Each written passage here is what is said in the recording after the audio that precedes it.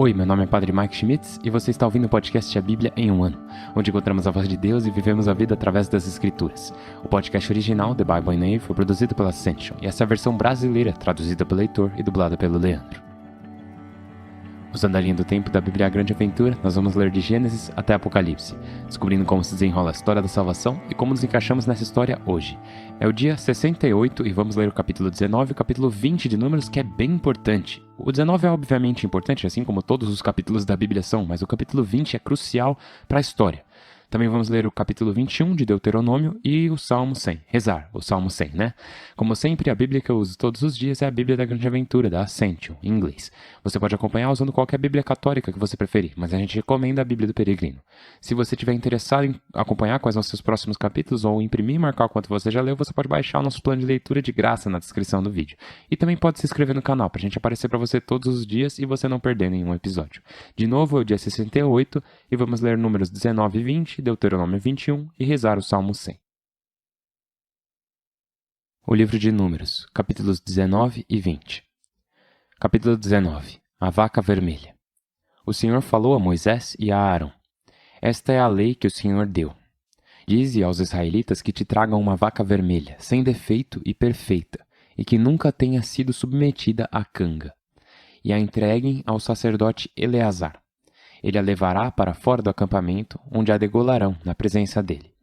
Eleazar untará um dedo no sangue dela e salpicará 7 vezes na direção da tenda do encontro, e mandará queimar a vaca na sua presença. Serão queimados o couro, a carne, o sangue e os intestinos. Depois o sacerdote pegará ramos de cedro, ísopo e púrpura escarlate e os jogará no fogo em que arde a vaca. O sacerdote lavará suas vestes, se banhará e depois voltará ao acampamento.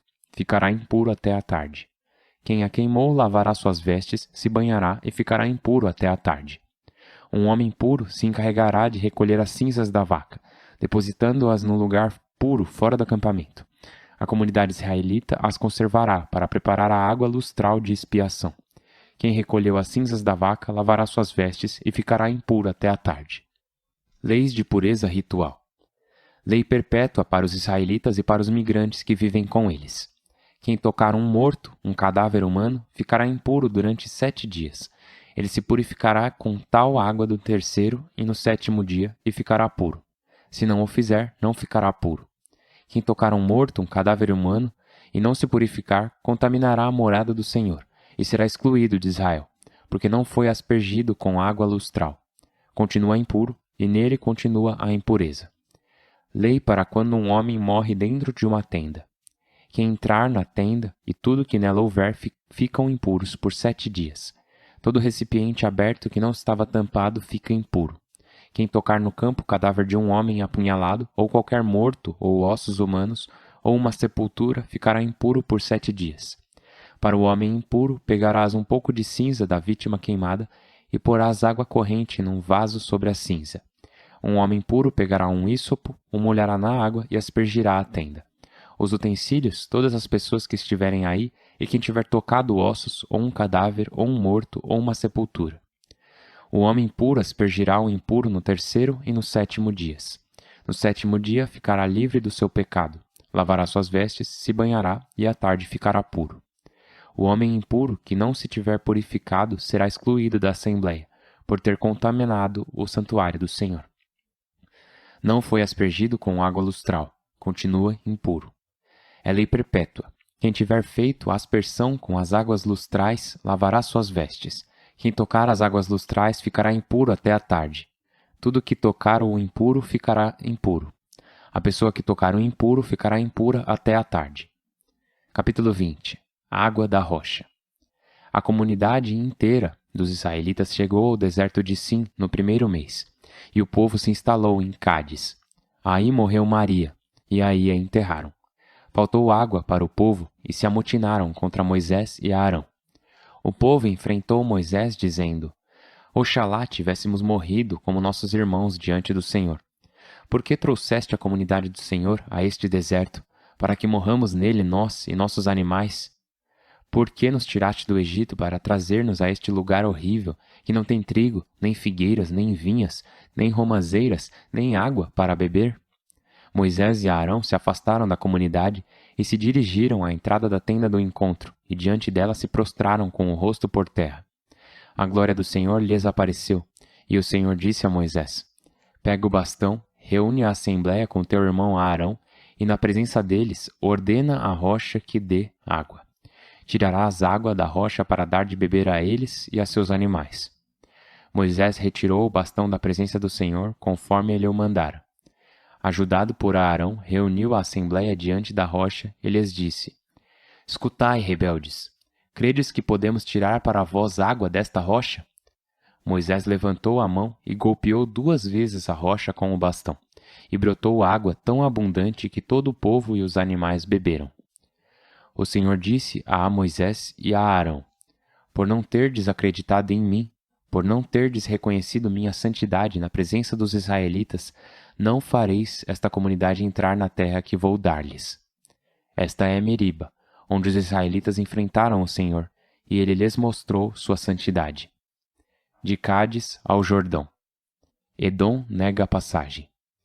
De Cádiz, Moisés enviou mensageiros ao rei de Edom com esta mensagem: Assim diz teu irmão Israel: Conheces todas as fadigas que passamos.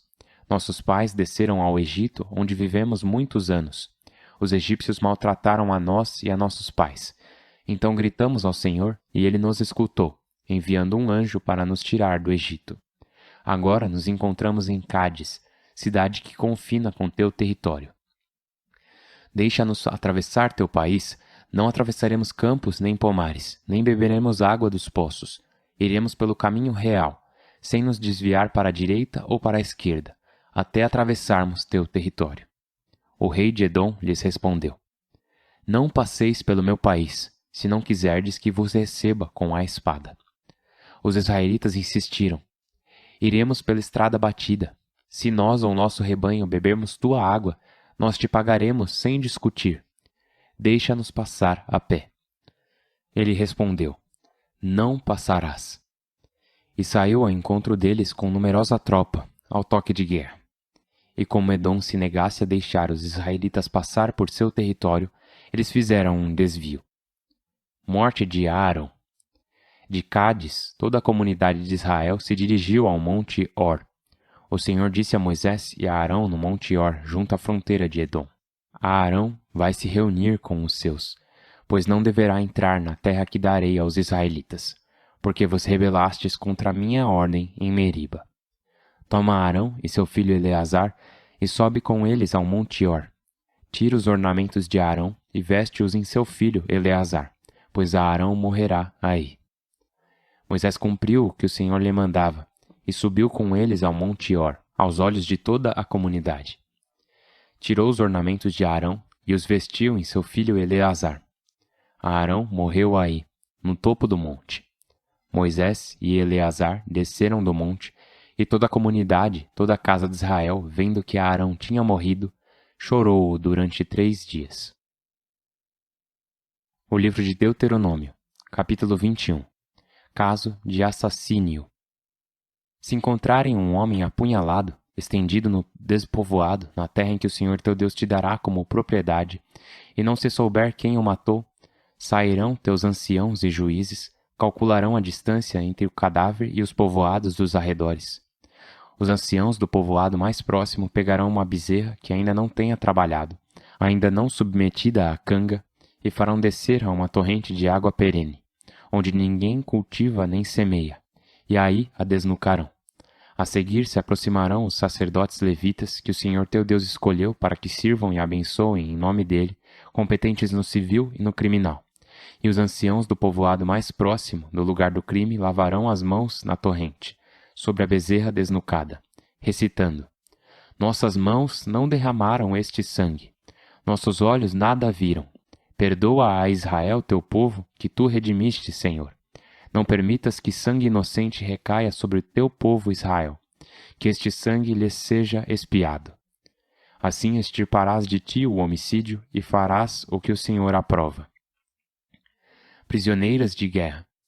Quando saíres para guerrear contra teu inimigo, e o Senhor teu Deus o entregar em teu poder e fizeres prisioneiros, se vires entre eles uma mulher formosa, te apaixonares por ela e quiseres tomá-la como mulher, a levarás para a tua casa. Ela rapará a cabeça, cortará as unhas, tirará o manto de prisioneira, e durante 1 mês chorará seu pai e sua mãe em tua casa. Passando o luto, tu te unirás a ela. Serás seu marido e ela será tua mulher. Se mais tarde ela já não te agradar, tu a deixarás partir, se ela quiser, mas não a venderás. Não faças comércio com ela, após tê-la humilhado. Caso de primogenitura. Se alguém tiver 2 mulheres, uma muito amada e outra menos, e as 2, a mais amada e a outra, lhe derem filhos, e o primogênito for filho da menos querida, ao repartir a herança entre os filhos, não poderá enriquecer o filho da primeira à custa do filho da segunda, que é o primogênito. Reconhecerá o primogênito filho da menos querida, dando-lhe 2/3 de todos os seus bens, pois é a primícia de sua virilidade e a primogenitura lhe pertence. Caso de filho rebelde. Se alguém tiver um filho rebelde e incorrigível, que não obedece a seu pai nem a sua mãe, e não lhes dá atenção, apesar de o corrigirem, seus pais o agarrarão, ou conduzirão às portas do lugar, aos anciãos da cidade, e declararão na presença deles: Este nosso filho é rebelde e incorrigível, não nos obedece, é um comilão e um beberrão. Então os homens da cidade o apedrejarão até morrer. Assim extirparás a maldade de ti, e todo Israel, ao sabê-lo, aprenderá a lição. O executado.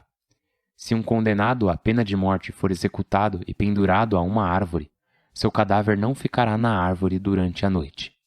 Tu o enterrarás neste mesmo dia, porque Deus amaldiçoa quem é suspenso a uma árvore, e não deves contaminar a terra que o Senhor teu Deus te dará como herança.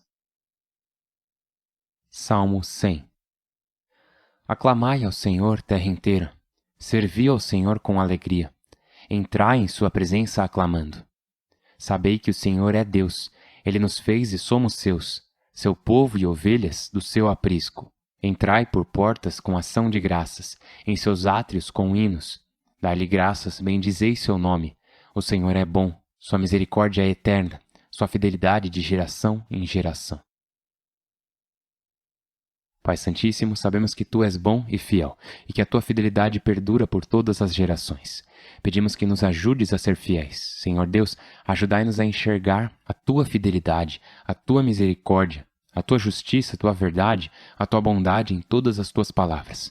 Pedimos, por favor, permita que a Tua palavra molde os nossos olhos, as nossas mentes, a nossa visão e molde os nossos corações.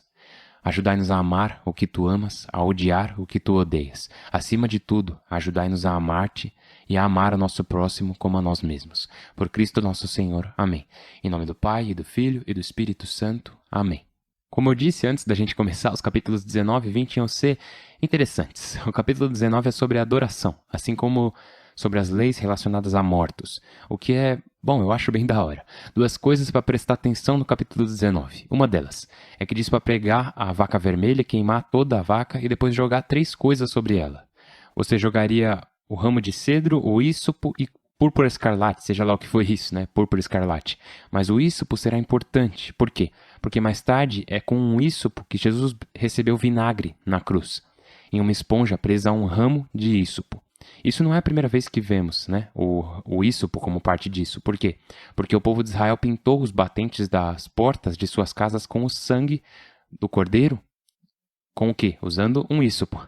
E temos Jesus Cristo, o Cordeiro de Deus, na cruz, seu sangue jorrando, e aquele ramo de ísopo chega até ele. Então tem essa conexão com a Páscoa, mas também com essa cerimônia da vaca vermelha. Você vê o ísopo e pensa, Jesus. De novo, por quê? Porque essa cerimônia da vaca vermelha é toda sobre perdão, é toda sobre ser transformado de impuro para puro, de ser afastado da comunidade para ser trazido de volta para a comunidade. Mais tarde, no mesmo capítulo 19, fala sobre leis relacionadas aos mortos e fala sobre qualquer pessoa que toque no corpo de alguém falecido e todas essas regras, o que faz muito sentido. Na verdade, a sabedoria disso é que poderia ser uma praga, poderia ser uma doença que você poderia pegar e que poderia te matar. Então você tem que esperar um tempo. E nesse processo de espera, não só precisa se lavar contra germes, mas também cerimonialmente, o que é único. Uma das coisas importantes é que diz que você pode passar por cima de uma sepultura e nem perceber. Mais tarde, nos evangelhos, Jesus vai dizer que os fariseus são como sepulcros caiados. Por fora parece que está limpo, puro, mas por dentro está cheio de ossos de mortos. E tem uma conexão aí que remonta até Números, onde tem essa instrução sobre se você entrar em contato até com o topo do túmulo. Se você anda nele, então você está impuro. E mais tarde isso nos dá uma previsão ou uma conexão com o que Jesus falou sobre como as coisas por fora podem parecer limpas, mas se interiormente não estiverem limpas, então não estão limpas, né? No coração. Então, entrando no capítulo 20 de Números, é aqui que a gente retorna à narrativa novamente. Continuamos indo e voltando quando se trata de números. Tipo, olha a história, então voltamos e diz, olha, aqui mais algumas regras. Depois voltamos de novo para a história. Então, capítulo 19, mais regras. Capítulo 20, história. E essa parte da história é crucial. Essa é a história onde o povo de Israel está no deserto, na região selvagem de Sim, certo? O deserto de Sim. E eles estão sem água. Então eles reclamam com Moisés e Arão. E Deus diz a Moisés, reúne a assembleia e na presença deles ordena a rocha que dê água. Vai tirar a água da rocha, dá de beber a eles e a seus animais. E o que Moisés faz? Ele perde a paciência. E em vez de ordenar a rocha e ter esse incrível milagre diante de todos, ele bate na rocha 2 vezes com raiva, golpeia a rocha com raiva. E isso muda tudo, porque ele e Arão fazem isso e a palavra do Senhor vem a eles e diz, vocês não entrarão na minha herança, vocês não levarão esse povo para a terra prometida. E isso pode parecer bem injusto, né? Especialmente porque Moisés, ele foi, desde o início, ele tem sido bastante fiel, né? Ele tem sido aquele que tem transmitido a mensagem de Deus de forma tão clara, tão boa e fiel. Ele tem intercedido em nome do povo perante Deus e tem trazido a palavra de Deus de volta para o povo. E ainda assim, essa falha que foi muito grave.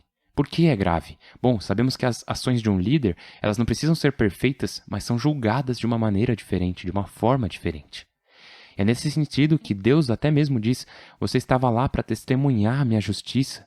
Você estava lá para testemunhar a minha misericórdia e a minha justiça, e você não fez isso. Você agiu com raiva diante de todos, e em vez de parecer um milagre, agora parece apenas que você golpeou a rocha e saiu água. Mas não só isso. Sabemos que São Paulo mais tarde dirá que a rocha era Cristo, a rocha no deserto era Cristo. E assim, temos Moisés de uma maneira misteriosa, ferindo o símbolo de Jesus. Então, entendemos a seriedade disso, foi algo bem marcante. Por fim, em Números, antes da morte de Arão, temos a passagem por Edom recusada. Lembra Edom? Os edomitas são os descendentes de Esaú. Lembra que Esaú e Jacó eram os 2 irmãos, e Jacó roubou o direito de primogenitura de Esaú. Esaú trocou, né? Um prato de comida, de lentilha, pelo direito de primogenitura.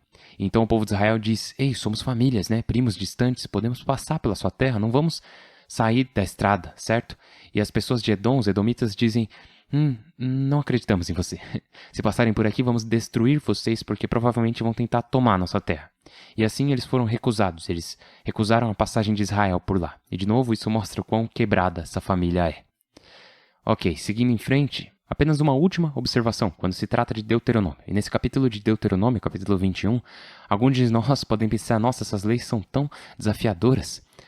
Ao mesmo tempo, essas leis são muito sábias. Olha, tenha isso em mente. Eu sei que quando diz que quando você sair para a guerra contra seus inimigos e ver uma mulher bonita do seu inimigo, você pode tomá-la como sua esposa, você pensa, quê? Que é isso? Tá de sacanagem? Bom, é porque era assim naquela época. Era assim que a vida era. Mas a palavra de Deus entra nessa realidade de vida e diz, mas é o seguinte, você vai tratá-la de uma maneira específica. Ela não é apenas sua propriedade. Ela não é sua prisioneira, ela não é sua escrava. Primeiro ela vai raspar a cabeça e cortar as unhas. Tá, e o que isso significa? Isso é um sinal de que ela está deixando para trás sua vida antiga e está entrando nessa nova vida. Então ela vai tirar o manto de prisioneira e permanecer em sua casa, beleza? Ela não é escrava. Se ela vier para sua casa e você a fizesse sua esposa, vocês serão uma família agora. Ela não vai ser segunda classe em sua casa. Em terceiro lugar, ela vai lamentar seu pai e sua mãe por um mês inteiro. Você vai dar tempo a ela, como você daria a qualquer pessoa que se importasse, tempo para lamentar a perda de sua família, a perda de sua vida passada. E também, se ela já não te agradar, de novo, essa linguagem pode nos incomodar muito, me incomoda muito. Se ela já não te agradar, você pode divorciar-se dela. Mas ele diz, mas você não vai vendê-la por dinheiro, ela não é sua escrava, ela foi sua esposa. E você não a tratará brutalmente, não a tratará mal. Se você acabar se divorciando dela, você vai se divorciar dela como um membro totalmente igual da sua família. Ela realmente teria sido sua esposa. Então, você vê o que está acontecendo aqui? É o reconhecimento de que nossos corações estão corrompidos, que nós somos uma bagunça. Tipo, você vai querer fazer isso, mas olha aqui é o limite. Você vai querer tomar uma mulher cativa bonita como sua, mas se você fizer isso, você vai ter que fazê-la sua esposa, não como sua escrava, não como uma prostituta, não como nenhuma dessas coisas, mas como sua esposa completa. Então, você vê a sabedoria aqui? É a palavra de Deus encontrando a nossa quebra, a nossa fragilidade, e até a próxima coisa que diz lá, se uma pessoa tem 2 esposas, está permitindo no sentido de, sim, você é uma bagunça, está tudo errado, você deveria se casar com uma só. E isso está em Gênesis capítulo 2, desde o início da história. Mas se você tem mais de uma esposa, e uma é amada e a outra não é amada, é o seguinte, se a amada der à luz ao seu segundo filho, você não vai dizer, bom, eu amo mais a mãe desse segundo filho, então eu vou dar a herança para ele. Não, mesmo a esposa rejeitada, mesmo a... Caramba, até dizer essas palavras, gente, desculpa. Mas mesmo a esposa rejeitada, não, a lei é essa. O filho primogênito recebe a herança. É isso. Independente de como você se sente, independente do que sua tentação vai ser, você vai fazer assim. E é tão interessante. As 2 últimas partes... Desculpa, gente, eu tô deixando esse episódio muito longo, mas as 2 últimas partes têm a ver com um filho rebelde, teimoso e rebelde que poderia, em último caso, ser apedrejado. O que é isso? Bom, você sabe que quando se trata de leis, tem algumas leis que são tipo um remédio, certo? Tem algumas punições orientadas para ser um remédio, que tem o objetivo de tipo, ok, olha, essa é a punição. Agora você não vai fazer isso de novo. Você está mudado interiormente. Há algumas punições que são de vingança, certo? Você está se vingando da pessoa, pode ser até justiça, mas tem algumas punições que têm como objetivo serem dissuasivas. E esta é uma delas. Falando sobre um filho rebelde, teimoso e rebelde, que quando corrigido, quando castigado, não obedece seus pais, e fala sobre ele ser apedrejado até a morte. E o que diz depois é, Israel, ao ouvir isso, aprenderá a lição. E então, esse é o tipo de punição que tem o objetivo de ser dissuasiva. E você pode dizer, bom, isso não é sábio, eu não acho que isso seja justo, eu não acho que isso realmente funcione. No entanto, é para isso, é uma punição que é para ser dissuasiva. Por último, antes de encerrarmos o dia, a última coisa é que se um homem estiver comprometido com o pecado, ou seja, ele é merecedor de sua morte e for executado, você o pendurará em uma árvore, mas o corpo dele não permanecerá durante a noite na árvore, e deve ser enterrado. E nesse momento, talvez você não veja isso como justiça e misericórdia se encontrando, mas isso é justiça e misericórdia se encontrando. Se alguém estiver fazendo algo merecedor da morte e for morto, pena capital, justamente, né? Ou seja, justiça. Mas também você não vai deixar o corpo dele lá para os animais destruírem, para os animais despedaçarem, para tratá-lo vergonhosamente, humilhá-lo. Você vai enterrá-lo antes do anoitecer. E isso é misericórdia. E tem algo sobre isso que, de novo, é a palavra de Deus entrando em um mundo brutal e violento, e tornando-o um pouco menos brutal e um pouco menos violento. Acredito que se compreendermos isso, sempre que lermos esses mandamentos de Levítico, Números e Deuteronômio, reconheceremos que essa é a palavra de Deus entrando em um mundo brutal e cruel, e dizendo, vamos torná-lo um pouco menos brutal, um pouco menos cruel. Pois amaldiçoado é todo aquele que é pendurado em uma árvore. Uau! Essas palavras apontam para Jesus. Na verdade, São Paulo comenta esse capítulo de Deuteronômio, capítulo 21, em Gálatas 3, e diz... Cristo, submetendo-se à maldição, nos resgatou da maldição da lei. E aí ele cita Deuteronômio 21, dizendo, como está escrito, maldito quem é suspenso a um madeiro. E ele fez isso para que a bênção de Abraão viesse sobre nós, gentios, em Cristo Jesus, para que pudéssemos receber a promessa do Espírito por meio da fé. Então Jesus se tornou amaldiçoado, certo? Amaldiçoado é todo aquele que é pendurado em uma árvore. Jesus tomou a maldição que pertence a nós e a colocou sobre si mesmo, para nos trazer a bênção. Então você tem isso no final de Deuteronômio, capítulo 21. Aqui no meio de Deuteronômio, você tem essas palavras que serão cumpridas em Jesus Cristo, de uma forma tão bonita, poderosa e completa. Que sim, amaldiçoado é todo aquele que é pendurado em uma árvore. E temos Jesus, que se permite ser pendurado em uma árvore, permite a si mesmo aceitar a maldição, para que você e eu pudéssemos receber a liberdade, para que pudéssemos receber a bênção. Uau! Que presente! Estou rezando por todos vocês, espero que estejam rezando por mim. Por favor, rezem uns pelos outros enquanto continuamos essa jornada. É o dia 68, a gente está chegando longe. E aqui estão vocês seguindo em frente, à medida que avançamos. Meu nome é Padre Mike, mal posso esperar para ver você amanhã. Deus abençoe.